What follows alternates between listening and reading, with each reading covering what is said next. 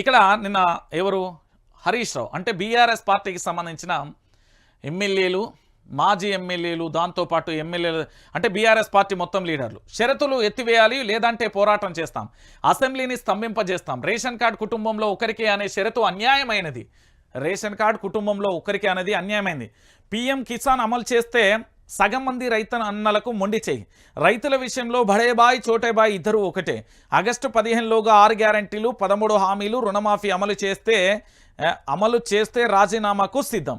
అంటే ఇక్కడ ఏం చేసిల్లంటే ఇది రాజకీయంగా మరొకసారి దుమారంగా మారిపోయింది. ఇప్పుడు విపక్షంగా ఉన్న బీఆర్ఎస్ పార్టీ ఏమన్నదంటే రేవంత్ రెడ్డి ప్రభుత్వానికి ఓ సవాలు విసిరింది.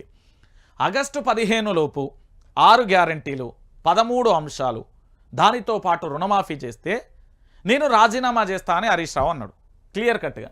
ఇక్కడ మీకు కాదంటే జూమ్ చేయవా, సరే ఓకే. ఇక్కడ మీకు అర్థమైందా? ఇక్కడ అంటే చాలా క్లారిటీగా కూడా ఇగో ఇక్కడ ఏమున్నది. సో ఈ ఎపిసోడ్ ఏదైతే ఉందో ఇది ఇగో ఈడ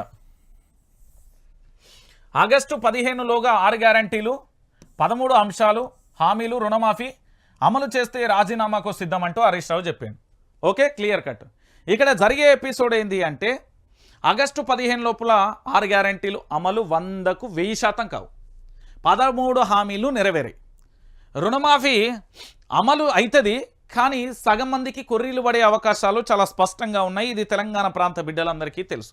సో హరీష్ రావు రాజీనామా చేయడు, కాంగ్రెస్ ప్రభుత్వం అమలు చేయు. వీళ్ళకి ఏ సవాల్ ఇచ్చినా అది సాధ్యం కాని విషయం. 7 నెలలలోనే కానీ 6 గ్యారంటీలు ఇప్పుడైతే అంటే ఇది పెద్ద ఇక నాకు తెలిసి మరొక చర్చనీయాంశం కాదు, ఇది ఒక జోక్లా మారిపోతుంది అంతే, ఏదో మనం మాట్లాడుకోవడానికి ఇక్కడ రాయడానికి.